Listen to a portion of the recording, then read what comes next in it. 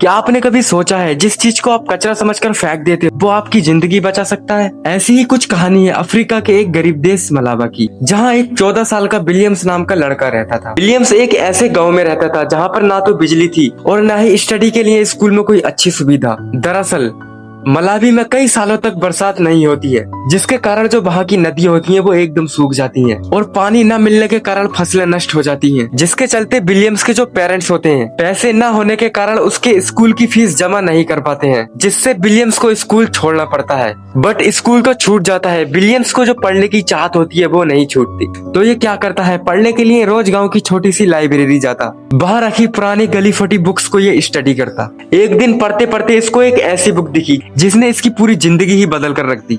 उस बुक का नाम था द यूजिंग एनर्जी। इसमें लिखा था हवा टरबाइन जनरेटर। विलियम्स ने सोचा अगर हवा से बिजली बन सकती है तो मैं क्यों नहीं बना सकता। बट विलियम के पास ना तो पैसा ही था और ना ही किसी की दी गई नॉलेज, बस था तो उसका अपना माइंड, उसकी अपनी जिद, उसका अपना सपना जिसको वो पूरा करना चाहता था।